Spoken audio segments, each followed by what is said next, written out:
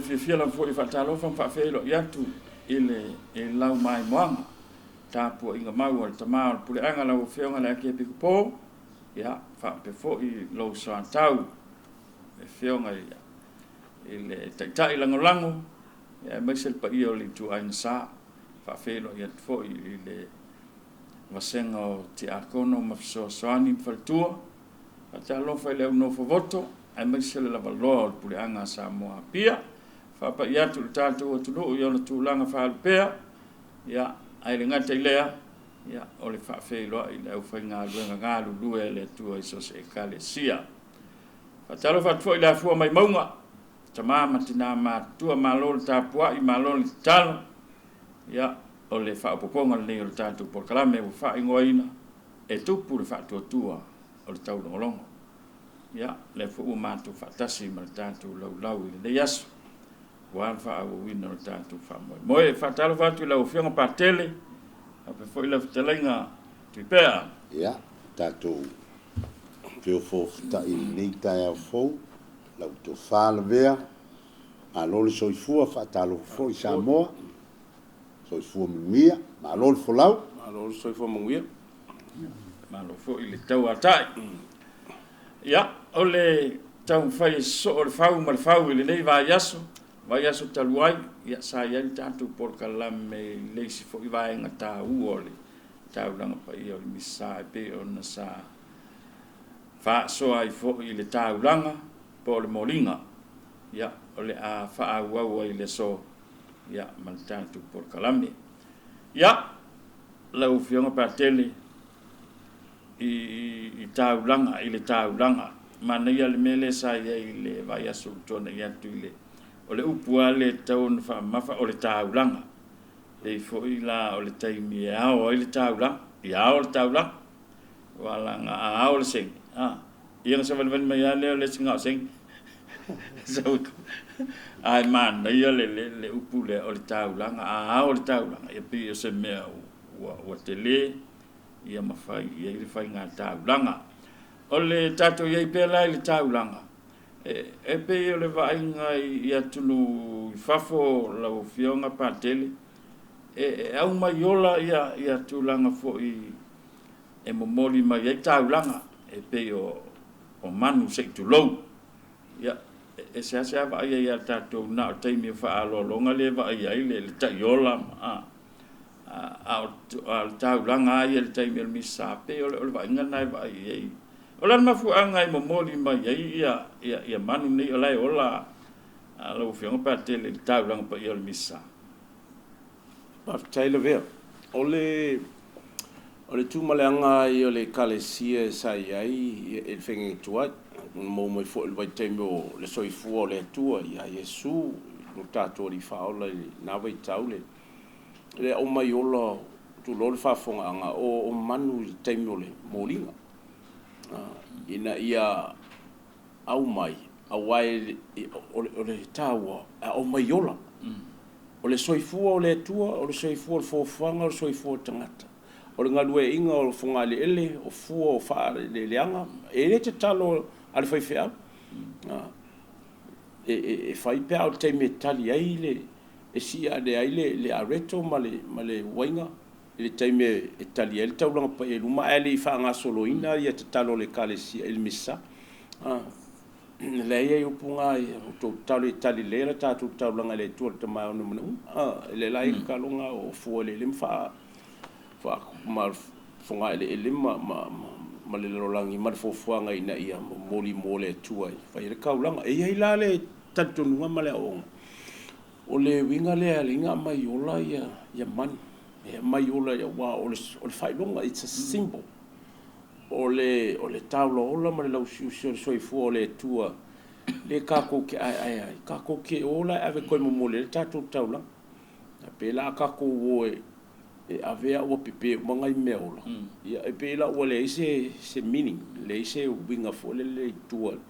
ai ave wa fa pe fo la va ko ave e ia le manue o se fai le taulanga lunga la kali I na vai tap au me uma e nga me lo le fa pa infa mangi ia I le us kaulanga ko ngole malu sa kulario e nga fa solo le ave wa le va pe ba kulo ka ma fa le tangata wo foi fa sao nga ia ko fanga ma fa tupula ia ele le tele ole fai ta wa fa yo le me a me se nga ko fa lo lo ngo fia ele fo nga le tu ai ba nga mai pe ole winga le na e au mai ola on ole taua ole ola ma so fo le tu le freshness of le vegetation ma le livestock ma le so fo ole tangata ile sisio manga ile nei ola ia a pe fo ile tau singa le tu el tangata ma me umalawa le sisio manga le nei ola ma le so fo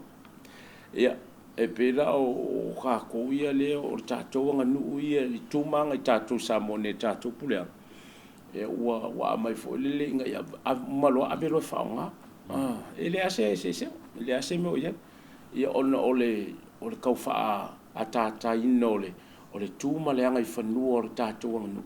ina ia whaasota e le se mo a umalong whapa i whamanuia le taulanga pai ave sa o ave lo i kakamakifa i le tuma le anga le kale sia ia ia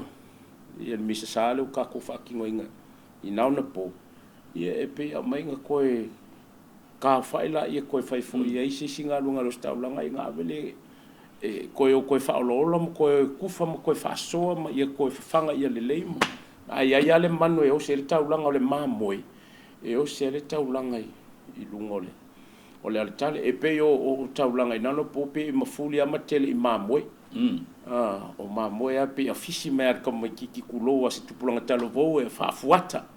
ia ma o mai i lunga ia pe a fisi mai ama sawa mga ia o ato e fu e mai ai whalao e sawa markanga ka i lunga momoli mai po se ako fuala au ainga ia po menga i malu yaso ia i le tuma le anga fa iutai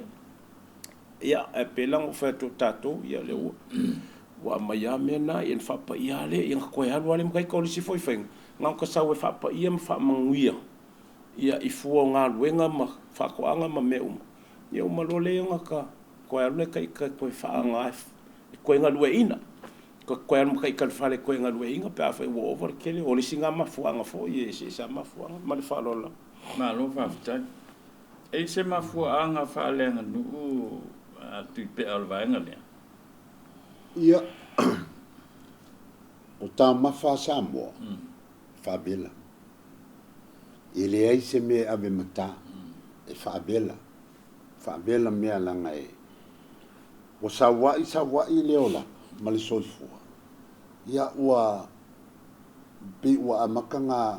alu le whainga fo lele o le mata e vavi ia pe vo lele kope mai langa e le whaatali maru o mea e mamaru o mea e tā pena mamau e le se mea ave mata e whaavela le lei manu whaavela o a umo mea e ave whaavela ia ai sila fo ilai le talo na o fai atu foi o le talolo o se tūlanga whatupu lea e momoli ai tā mawha samo e awala i le solo le taua o le talolo e ia isi tu ai ngā pe o mo meo o le tali luma fale me whapena lau tasi e ia le avenga ai a moli loa ni mea i se malo wha lolongia po se tupu e tā lolo lo na whai e tuu i lunga le fata le manu whaabela le manu e o a i le fata e tuu ai le afi talo e whai le leia o na fata le talo ia mana tua fo e luatu e whaeva koe lava mali ia lava lea e ufia i le talolo pe awa i le talo po o le a lava la le mea mo moria ina ua tau a mata le na whaafiofi le anga nuu te tonu o le anganga na laia na batu ona o mea ia o tanga ia na whai tupu wa kula i lalo le whakalanga ai tu i lunga le fata o le tua le la ua momoli ai loi i ale na whamitala e pantele o molinga o taulanga na fofua mai ai le mele nei ia e oa i manuola manu o le whatoanga o manu whelelei o mea e pele i tangata te manu tua fo'i o le te manatua le faamatalaga e le toeina lea o katina lea o le uiga o le upu taulaga o se mea ua tau ma mau I lou olaga laga ese e tasi ale mea leina laga ona iai le mea tāua e laga ese ai ma oe ia o le au o le tatou olaga lea ua iai le taimi lenei o keriso o le atua o le alii o le toetū o le tatou faalotanga lea la e lē ona laga ia le alaga alo kako faamamafa lega saugo I paki aua ni faia ni mea magumagu aua ni avea ni taulaga I ni mea magumagu pe ave ni koe mea ave mea lelei e le o faapea fai aku e amai uma le afe kālā le kuaiga gaga mo leai a o le mea e te iloa e lelei o le awhaiga I te iloa e lelei e le a fai fo'i o senge o siriva e le se mea o iai a fai o le mea ngai ke silifia o lai lelei ona uiga ua laga e se mea ia ona o ia vaila ia I fa'asamoa pe I o le afuaga na afua mai o le talolo saua iloa la ia lea pe ua pi'i lua mai ma le agaga o le sua fa'atamali o le talolo fa'atasi ma le sua ia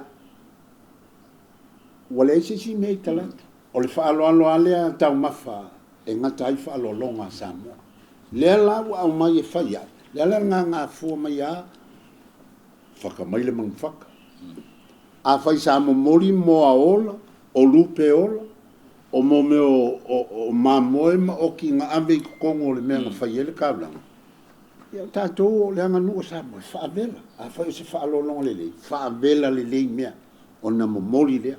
e whaavela talo e whaavela mea umalava o na momoli lea ile e awala ile whaalolonga lea le talolo ia o le ala na e e le whaasamoa ala ia ele se mea e ia le ala o tātou walu aluai ua vai ua fautuaina le tatia le ia le manufata po vaenga ia ai taua ina momoli sao ia le pane ma le vino e ave o mea e fai ai lunga i le taula ai le whapea o ngokia le whapea o fai mai o ngokia pea ai o le anga nuu ia na pe I fo ile a whaka mai se mang whakai te minga ma moe mai se kau pou kongo pe I e nge ka foi ia e nā alu lava ma whaamatala ma whaamalama lama I le winga o le nganga whai taulanga o tangata sana na whai o lato tuta ia ua whakafa le fatalna a ua whaamuamua le fata o le atua ia ngala e whaao ngale a wala whaasamoa I mori ai a o le nganga lava ia e le whapea solia ai le mamalu o le taulanga pa ia o le misa o le asi a kiri o ngā whaamangi ingi e le taulanga pa ia malo fa tatu e fo I mai I tulanga le na e fetalai I le taulanga le mal fa'alolonga a se mai se fa mani nonga le fionga patele le taulanga lava le taulanga patele ile ao ino le taulanga le sen ole fea o taulanga wa e se kaulanga le ao le kai masangi le kaulanga ai uma fo ile le komio ko e ao aku le si isi falsa isi malmat malo ole ia o mea uma ele fa pe o ngi mea fo le ki au ngofo fa pa uma le lang ia ma fo anga o mea uma nei ia e sila fia fo o fo ta to sounding o saklamet fa tua Yesu ia o le tangata na ia fa mau fa usanga ma fa tino ina ma fa wau nga lo ino ne saklameta o le pa I mai o au le tua I kalsiam fa mianga ia ile winga upu saklameta me pa ia ale tua ai o le taulanga whaaftai ai po le misasa ia e iai la ia le taulanga lea le ngata o le au ino o le tupe o mea mai momoli o le atoanga o le taulanga kaulanga ma mea na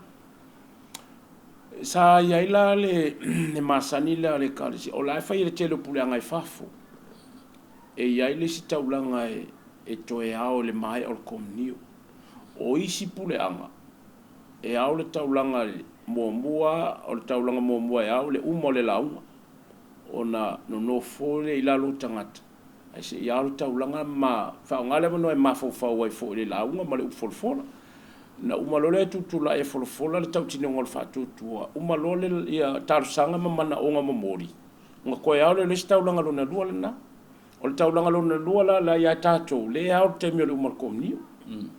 e fu ala e pula le kopo o le kopo e sa wele fa to fala inga ma le avea e yen ma fuanga e mana o mia le kalesia lo au fua i lau taulanga e tau sele o le faltin pe o mafuanga na e ai le taulanga ave nu es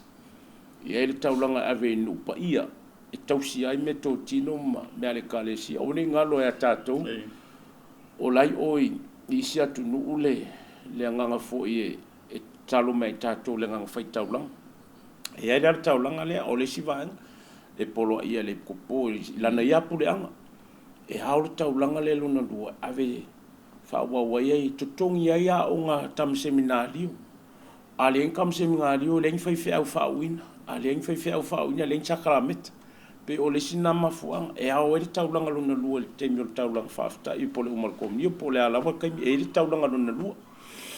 o se le ngi nga ale ole le fa ingo tato special collection e ave tangata popo ngatia e ave i se meu mana o mi ai no fo tangata matu e le special collection na por taulanga fa pito ia elona na ia linga lua kaulanga ia e pe uma fuanga ai ole e kopo malana u fon ia fa ia le fo fuanga ma tunainga ia o tato pule anga taluna afio mai fo tato tama ki kopo o ia nei o lo kam fainga ia ni awala e so soangi e fo ele ngata ia so soani i o tātou tangata tulo ia a o tātou fo i datia enga o mtanga ruenga mai kalesi e tono puleanga malpuleanga atoa o lela ua sa masangi o nga ili taulanga e au te mol misa ili kaimiole umala nga mai lola ia bye ili ngata e o lai puleanga ono o li lima vai meo kause lengi kako lela ia taulanga na bai dua lea 5% ia ave so soani ngalo ngatia e puleanga lesi 5% sa ku e o lai fe wai e lengi se lengi mangi kupe ale fa mo la o staula fa pe foi la fai tofi o tato e kalesia ale fa mo le anga le ma le lima foa o tato tangata au e kalesia e lim fai foi na soi fu le tino na o tato fai la fai loku a meseli tuansa pe o mafuanga na o le termine le fa to fala inga male ka fa ka kia le tato tama ia maria foi wale o suisia wala ai o le metas ave 5% e o lai puleanga o ka ko umal puleanga e le ngai le ko kansa ko manse amalea ale o so soangi 5% e lo ka ko kaulanga ya o la sa ia so soani ya ele puleanga mal kansa so o aku pa i o ka ko puleanga le si 5% le la o vai lua lua fu 5% matanga luen lua fu 5% e fai fia ia e pe o le vai ngana na le la o sa ka fenga ka le fa o songa ele masangie ia ale la wai wan kako masangie fo ia le kako alu ia fa mama venga ele ngata fa mama venga ia ai le fo ima ko e so songi malo si al fainga le ina ia tapu ele o la fa tutua a ole atia enga fo le faltin ia o tato pule anga mamtanga venga manga e kausinga o ngai kako foi fia i le kam foi ia le lo ka fia ele second collection por taulanga lo lu ave uma fa mo kako kaulanga le kas ia o nga vai lo le fa penga a le o vai ko ka kia le anga le yo nga yo kako kanga ka fo le pule anga lo ko pa ia mal malu le saule o le afo i lo ma sangia tasi taula a le pe wa ve uma ia le o la marso i fo ka fa mo yo kaula yo le winga na ya le nga ye kaulanga lo nga lu kaulanga ko a le fainga le kako ka se kaulanga o nga vai le o aso ia e lu kaulanga o mana onga ma mo mianga o ka kupule anga male kalesia wa e ave kausia ile me fa pe mo awa onga ma ngo fo anga fa pena pe o tele se senga mo ne sa no anga lo fio ngal sa o tau anga le sa o ele lo pe o la sa o ma ko mo kengi ma he pas malo sa no ele o fio pate ole ese o misa ya o memoria ya le ese o misa Ai pe o la ofisili o le mea lava leo taulanga. E iei le misa sa fai muli vai sa fata. A so i fafo ile fionga pate le fauti. O le misa mo tamati. O le fasolonga o taulanga pa i le misa i teimi fo i o le iupeli o le ngalofa. Sa fasolo ai la ia fa tau ai fa la potonga ma. O le o tula i le mtanga luenga sa fata o le misa la sa fa pitoa mo tamati. Failes farili. Le fiafi. E wakale pese o le kaula. Au o aku loa ia ngā i lo makua e au le kaula. E kuri mai e leo sa kaula ngai kua. Mai e lea o sa kaula ngai misai. O le swing ngalo lo fionga e I love kare gara vea makua e renga ngai a koi pia wa pe fo fa fonga mai. Anga oi ko po ke whakanga. Wa pe anga o kano o le epico po e mai whatanga. I le soifua masangi whale aso le kale si katoliko. E rinka uranga i aso whape aso le vai aso. Vanga na e iai se mafuanga talo, mafuanga te tau i sauninga whamanatu, ma aso te tele o sulfanga. E iai ale o le epico po e mai whatanga. Pa kai ka inga. I le malu fa e ko le au taulanga le ori ia o fa tanga le po ele ke foi faia le nga practice o le fa tanga ina le ko nga karsanga ia ia fai fia o mal tanga nga nate ia le wa wa le taulanga ona ina ima fainga maintain na ile le fa sa ia so uma ia no le to telefo ia wa o le malu ia le fa penga o mkanga nga me afio mala le pia a kaulu malu le fa epico po e hau mai ai tato e po fe me ki ala mai fi tutonu al pule anga sa mo po sa vai po e ka ko ke hau malava el pule anga le fo la le isi kai me ko manga ku ya ka ko ma apa ku sa so ngir ka ko pule anga yo no le malu fa ke pole o le no fo le ko pule anga taita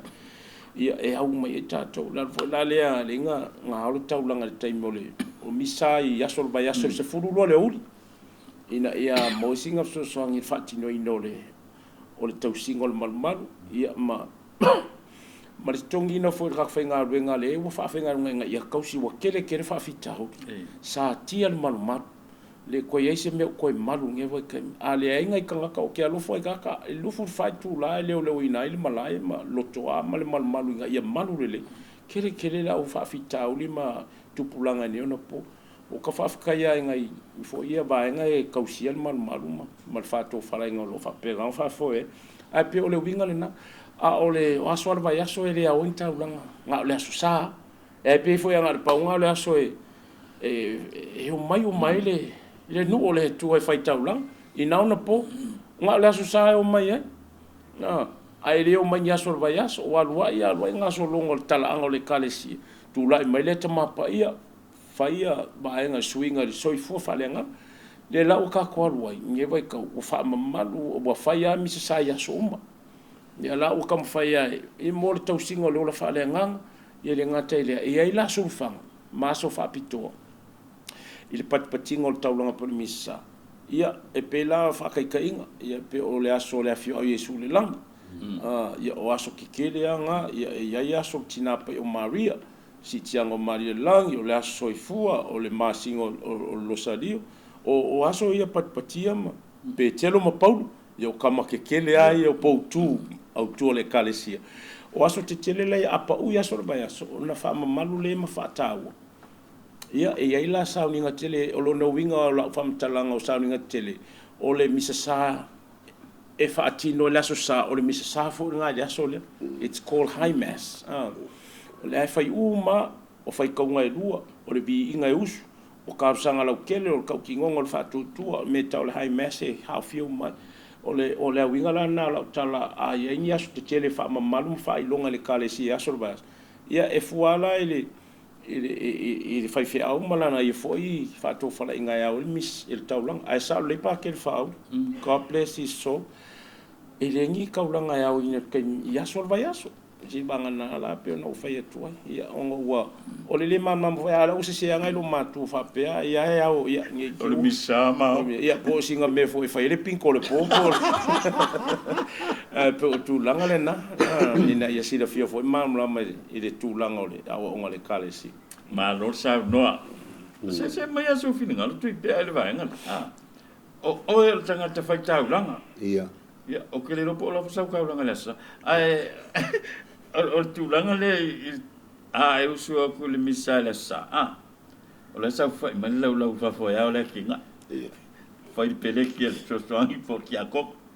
ya o ka langa le kim ko ya o le ska se me so fininga lo el vai nga fai o te au lo tu ai e tau fai fai mame fai me fai no fai me ai me fai no fai ai le va pe alwa ko ai pala ula ko mai I fa fongo o alu wa ala ele se fa pe ele fa pe ka ko ni so lu ke lu ko le ele se fa ki fa mal fa le ole falta pa e a voi io ele se me a o le sala mai a o walu le misa e a vela taula io le alna ya ke o ia I fa pe fu me tanto te o ai ia o ke va ko ala fa la ka la ai le ngala ke ku al camera le sa ka la ngala fa ala ke va ku la ke kom ni o mai mu ia ai pe ole ia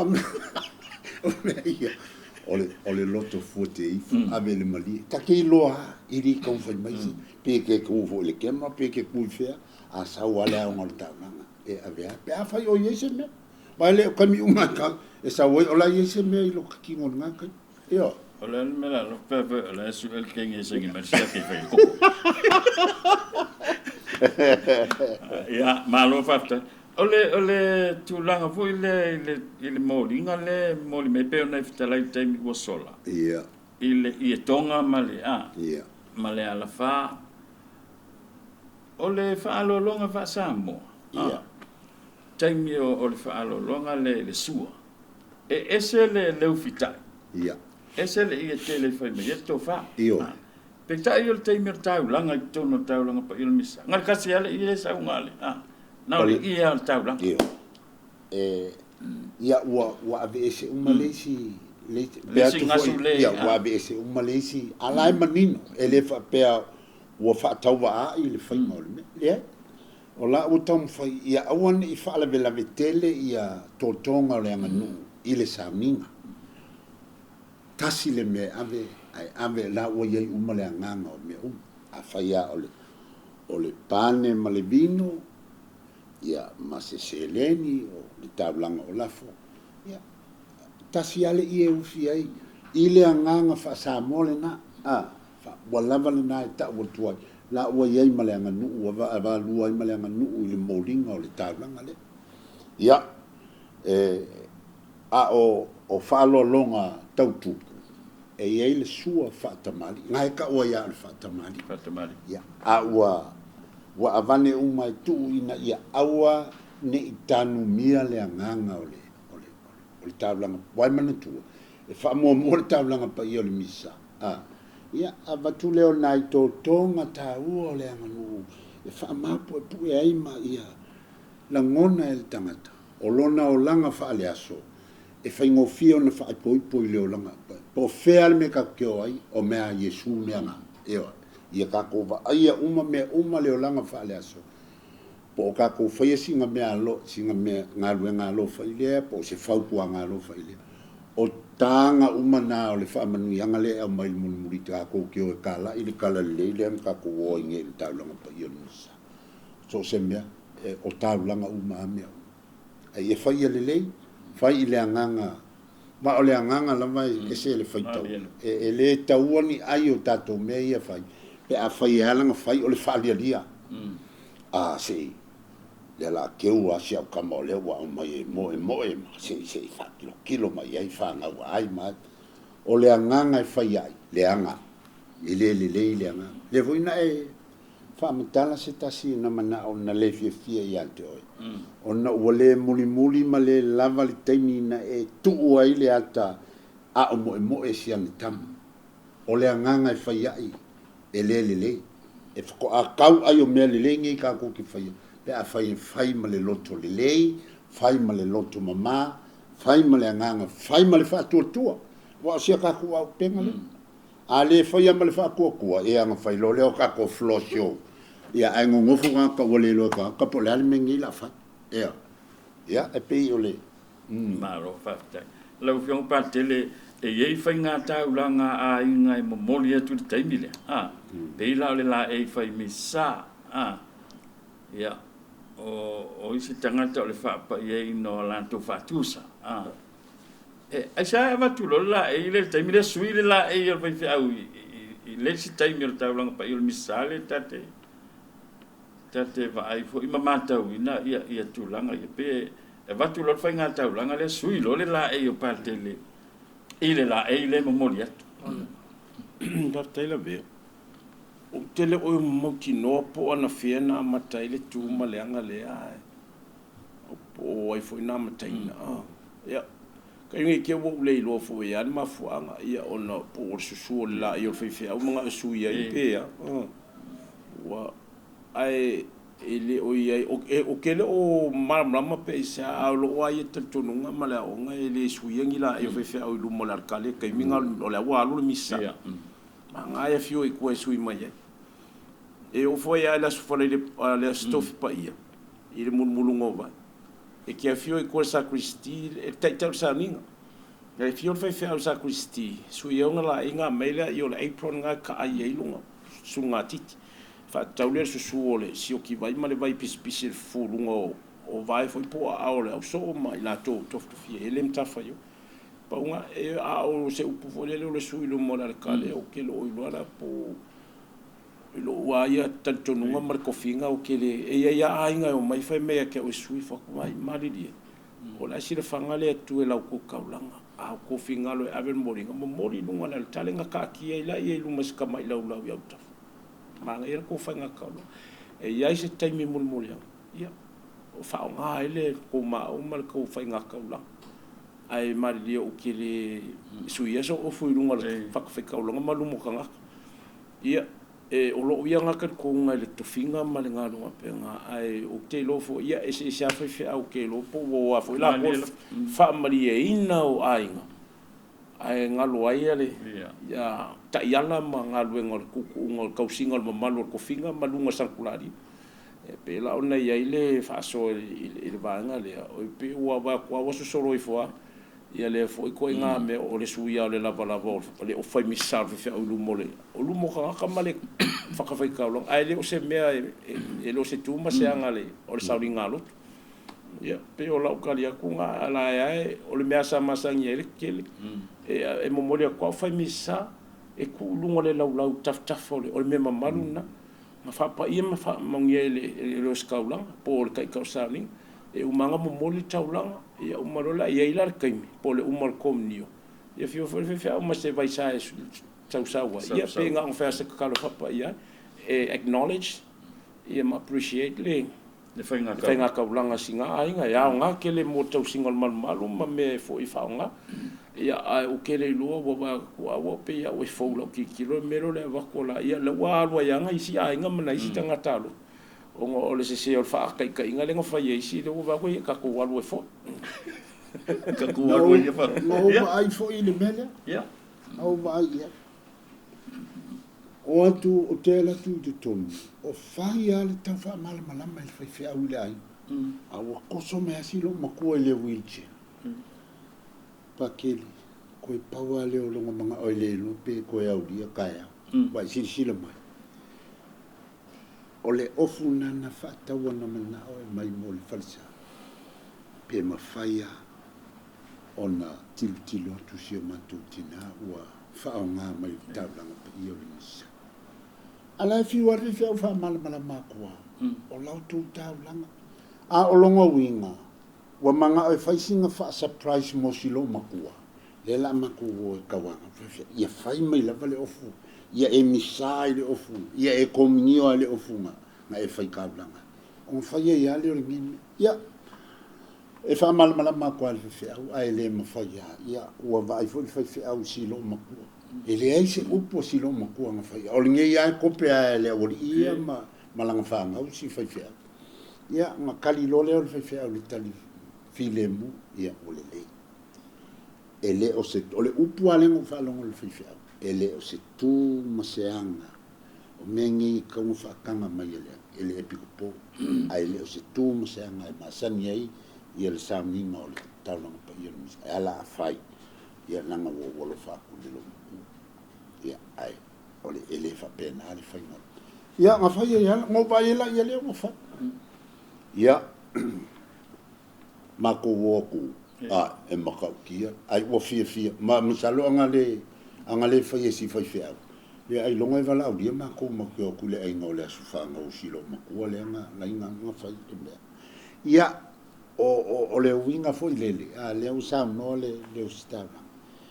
e tamo fai pe tau sisi langa ele o mea uma fo ka ke loko ye ongi mea ele tu sai male tu o male mamalu le sauninga e fo io na ia fai ngai e li o ai ele a sta langa le ele fa pe la fai ai pe le ko nga mea la wongi fai ngi show wongi fai o se mea ia le o fa ke le ka langa sio kinga ma mea me fo yanga e o mamu waina ia awangi I fa seinga wa ale fa ya kula le sile e ke ale wa o le ko ke le isi tangata ia o le liu isi lo o le fei kai ia me o isi nga kala o nga o lo le o valo mai o ma fe mai le fo ka ma kom le ale nga ma fo o le fo yo me la ma o I fa pela si o le me na I ante o ia ole maua kele fo kaminga lui kawinga I lo olanga falfatutu kele fo I mea manga ia nga fola mai isi kapoinga mau wainga ia ke ona le ia me se le mea lai mau lotu ele o mea va ia fua I lo fa ku malo taltonunga malo talia malo mana malama ia anga o mea lea kua ele o mea o mai kafukuri mai luma le o kele vave foi kafukuri ki apolo ia e fa pena ai anka ko se engi ngo fielo e fa malie me tantu te pa wale ole mea ke ko fa maulunga ile kalesia ele ai se isi e nga ke pa wale sauninga le kalesia nga o e lava o fa uina lantu te lote ina me pa ia ma ko fo ile upua ale fanga o kui mangu se fa pela kala le fetela fanga o kui mangu ala kule si fanga o le ru makua ko fa ya va ile si piko o mangu fanga o ile si kam o le kamala nga fu manga kango kui mangu ku ia ila mai le lo le kama makua se mea e fa o mai ile le fa manu yanga le ia o lo sa vali fa ya ku kama ko se wi o si so mai ke man se we ai ling yule ko li misengi ai fa mai le kama le kiki ele mfungo wa e le ke ya ai o ye se me a so ai le ole le mfungo wa e le ke le fa mi se ko ni la no le fu ni un ale na mo fa ka ki kasi na wa la ko e lunga si kama le ai vai mai u la kama le au musabat bala au mai lo le kama le aua e te lotea mea pa ia a walu ka mo ko le ma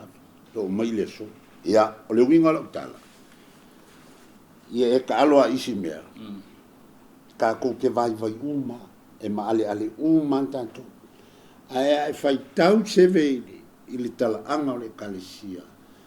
mai lava I le ulua I sentuli te ia o mai a le kaimingei la ku mau le kalesia a ua fa fianga fa inga elo ma la o mai kamingi la sa wa inga le kalesia ai tu ma wa le mele la inga o kali kongwa u ia po le a lo ka vai wala male ka ke kua ka ika le mele la ngai ele se kalesia fa dia dia in sho mangi me fa pena li ma kwa fa dia in me a ole ua fa tua wala male ai le fa pe la fai o la fa solo inga fa au fi mai mai fai fa linga malu ma fai fa linga masuia ko masui manga o suia ko ai mo ska ia ku ia ia le taulanga pa ia o le mea piko sili a lengo fai keke o le mimilo le taulanga pa ia le misai se mea le kalafenga e kakauanga usa ilia se tali mai le awo si taulanga a whaatanga le o si taulanga se mea mo akoa langa o lako wai ai a fai akoa le o si taulanga le ai a fosi mai a fai ngai lole o fai o le kau io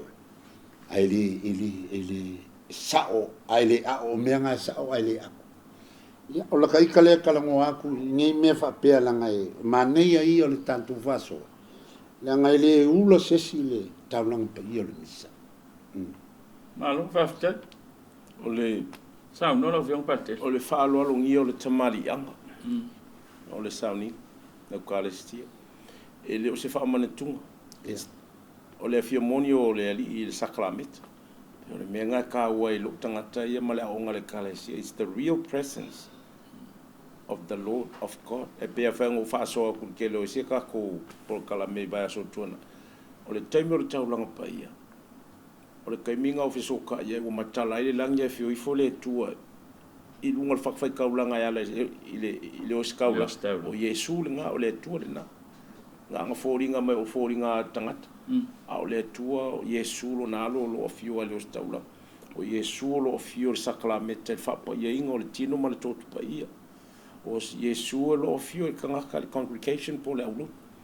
ia ne ngalo ia tātou luka ko wa vanga o tātou mafau pe ona fitala ia sia a vanga o ka ko mafau maka fale la langi i me fo ia mo ia ai le talo fe anga ia le kala fe ngo soli le mamalu mal tamari anga saklamen e fai male lo tuma ulalo me uma le winga ngal taulang fai male nganga lo tuma ulalo fai male fia o le ale me ke mau fai el taulang e pe a o le kala fo le awangi ilo lima kamu le lima ngavale me fe lima kamu e ono tula lo ko maulalo stay humble e ma fa tino ale a le si foi i tue ma fa foi nga fa tino ele va nga pe nga ele ma ka pule pe si ngia ele ba ko le la e fa misa fa taula nga ngi si foi o le kalesia e ma fa ya ka lo ngola nga pa te pa fa pere o le vai caminho o lang me mak a kula la nga fa mis e va kula ko fo e ala mo ringa o le fulang me mak vai va pa te te fina ngalo la ile la lo fule o mako foi nga kaulanga nga la ia le fa pa ia o pa ia ko ia e o le singa fenga o nga la ia lo pa ke le ia lo mo processo eu o se singa fenga me fa ia ma le melo le va ko mo ringa manga la nga va ku kilo ma ku ala wa ka la e la si la fanga le tua i lau fai ngā taulanga i le o po le langi si la fanga le tua e le o le kangaka nga i kilo mako o lau kaulanga le o fai mai lunga o e o mea ngā whaangupo, mea whaalaulang, mea whaasara mausa, o lo kako mo o i mea ai, o le whina ngalo le tua, whai male loto maulalu, whai male nganga fia e te whai taulanga i le loto alofa. Ia, e pe o le singa i tua e whai whunga whaatino, le whai ngā taulanga mo moringa o la eima, me whapena e whai anga sui le la, whao ngāi whai whi au tua le sakristia e la e li amataina sauni. Ia, ngau mala misa fa ai fa fa manianga munuli fa fa mala yo patele ye manga yo le lai ma metula fa pena masanya ia pe o se kau fa poco le fa so tai patele ai si vai ngol taula ngala o salinga tu pe tau tele yo ia siva mamalu siva o le anga nu le sa mo sa fa tamali ai yuli mamalu ia o lea ua iai le teuteuga ua uma na polo inga le aki e piko po auangi koe kiusu seisi kong ia o se teuteuga e le o faasa ai ona o kiusu i fafu pe a faisi faaleanga nuu i fafu e le o faasa a o tutonu ai o le manumalu manitua lelei a la bea pawali nei o le kalesia o mea umalama o i te tonu o le pule angale e la vea le pule angale o mea nai pule le e o i malu au lotu mo mea umalama o whanua ma ele o fo ina ile kalesia e pule ile a kia pipo o lana o le mefo na o lana leo lona i tufa a leo mamuena te leo ina ile le puleanga ia foi lau a mai ai malana polo inga le na awangi ko ki su awani to fa au mu se si to no le maluma na ngole me I lana puleanga ma olana tau singa le na fa le manu ia vai le manga ele o fa sanga le anga ai ai vai nga le anu a silofia ele tal feunga mal sami ia fatatia es ele o ave se ai le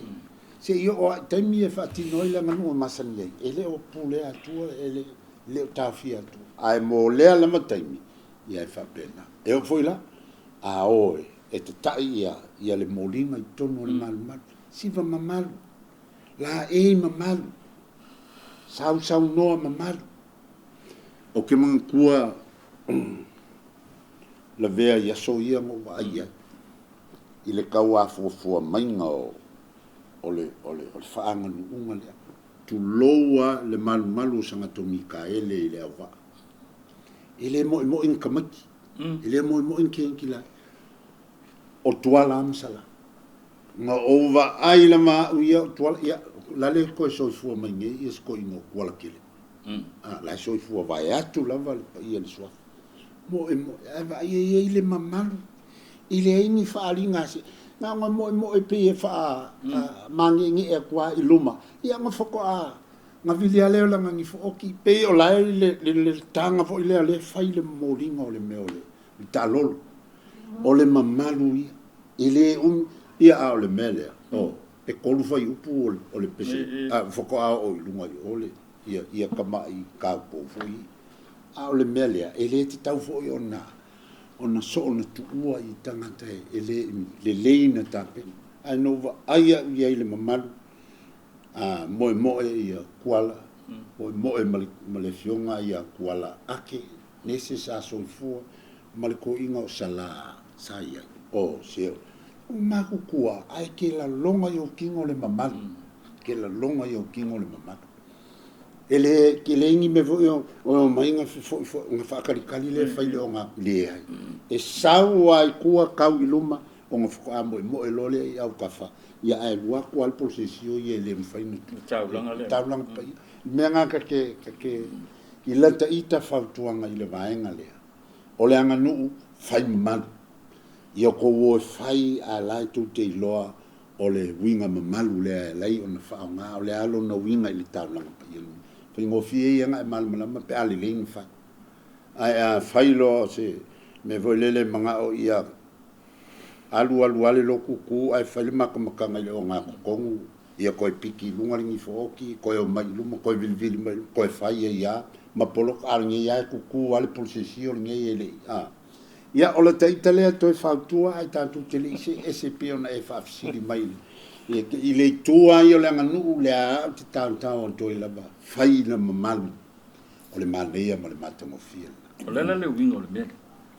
nga I le misa o le sota inga o mea ia male taulanga pa I o le misa o laua nganu o lo tofi mai le atu le kaku ke ola ia iso fa alo alofa fatin ele na o le nganu le mea o le siva ma le ai langa o tanga ia fatino ai le fa mamalunga sa mo le mea le ala leo le so tanga ma le taulanga pa I a fai o molinga ma ta lolo ma sua tali sua fa tupu e ame tupu sa mo o ila se isi kupu siri aku ngai lo Yesu Keriso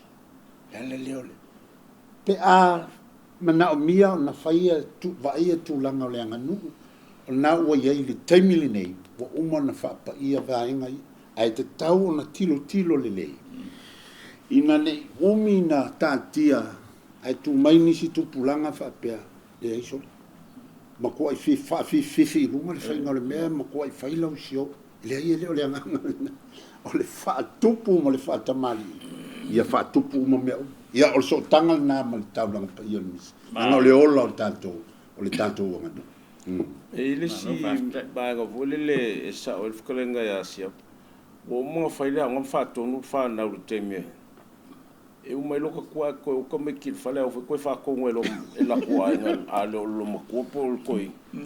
fai le melo ke fa ko o le melanga le tu o nga se lo la ia o wala o manga fi fai fa lia ai la fa se e manga e fai le melo ko ia ngai ki mo ka le siva na ai e le o le whainga ngā le mea, waru se ia, o le me whakua si vai luma. Inga ia so solo sao ninga ma bakul moringa o le whakali ma, ai o luma si vai e lo o ngā hokongo e lo au ka. O ia pe o vaanga ia ai o le mefo. A whai o se whaalolo mawarunga lea, alo tātou atunu e ave I tupu. Maari I siri. O le whakamali, o le sua. Ma le sua tali sua. O me fo ngā le fo ifkala yesha. Ia, o le anga nule na e o mai kako ki o ave le suar a le atua. E fai kauranga I kako o le ali siri o le tupu o le o Yesu ke rise o ngal kauranga. O le mafuanga le ngā so kanga. Ia, e o siri fiwa. E vai le mele o tupu ne wala I fo ia anga kapu le kuponge me o le whaamum. Ia. O mokalo, o kele mamla ma po feo ma yengi kupulanga ma eko. A o sui fo le whainga o le whaaungu pa ki. Ona ele o se whaungu, o le wheei. Ia nga. Pe o wheei. Ai e se. Ele o sao, ele o se whaumumu. O le winga ngā le upo, o le whaumumu. E iei le winga. O le whaumumu, e iei se me o tupu, o se fianga. O se momolinga, o se me fia. Se le voi a whape kai se ia tonga. Ia e ke whaafonga masi sira vo eri pa i ora ku. Ia e ususu. E whaumumu kwa maka ia kule e konga. A alu foi se ave se me alu fatupe. E whaumumu kwa a whapea le forfola ava ua pule kunga se la whai whaasoa. Ia ke ale la kasi lea whaikale. Ia o whaapea le kua. Ia po o whaakam whaasau le lang. O ngā le kofi. Ia ngā alu foi kau lea ku marikala kai ki ususu. O le sa o ngā ki ususu. Alo ko ngā whaumumu le ele o se whaumumu le o se ki ususu. Ia o le wheei. O le wheei. O mai kupulanga mai mea fōui e tu tonu. A ua sori ele mamalu o sauning. A me piko siri ngā whainga ka. O le manga ia o le angangu, o le whaikaulang. O le manga ia o le tonga karua mai ele. Whai ele kakaulanga I le ku. A ele mea fōui le. Nga abele e whaikaulanga le iako. Nga ngau malmi sai pai pākere kua. Awa koe kua e koe koma le iako ngā pākere.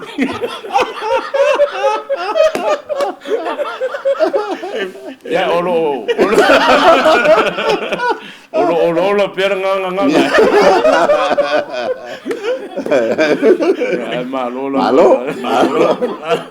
Ia, manatu wa mai el tatu taimi. Ia, ai amatu lea vanoa le ne. Ia, lea o te lenga fo yo le ne yaso mal por kalame. Ia. Mal whaaloalo. O le ana sau no pantili. Taulanga e avatu momoli luma. O pantili fo I pule I taka. Whasoa mo e matitiva. O e mana o mia se fsoani. Whasoa iei. Vanga ngā I konga sevi. Ia. A wole o so o ya samu. Ko ke koma so o fai. E so ia o le koma anga le koma. E ave ama sevi. Ia ai. Ai, o le anganga lea whaafitai te lofo ua manino mea uma. Ma lia la. Le vaenga o le tātou Paul Kalame. Ia. Whaafitai mo le. Avanoa whaafitai lau whionga pātele. Whaafitai lau whitalenga tui pēa. Whaafitai tele lava I le tātou pule anga ma le atunu le mai mo mai. A mai sei lātou o muli pēa I le tātou Paul Kalame ona I tele lātou e feilo I fo I mawhai mai o lai folo I ai Paul Kalame. Ia, whaafitai tele tai lava le mo whiautus tu sia fo I le tele o taimi. Ai, awane MC al vai aso le la sau, le wo maanga I le mele wo, ia, le wo o koma anga I vai fea. Ai se yo le vai fea I longa mauka nga e wo kubi e konversa. Ia, ole, tato Paul Kalame na I nei aso, ma le nei vai aso. Tato feilo I fo I le vai aso fo. Ia, sia I o ku vai aso fo a ke kele le pololo. Oi. Oia vai aso fo palo. Se ia lo fa me se o palolo mal Paul Kalame.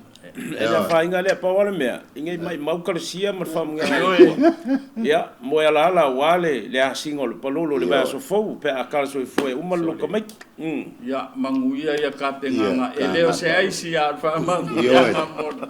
Fe manga ia va fu se molingo mo me of polo. Ko. Ia, ole na.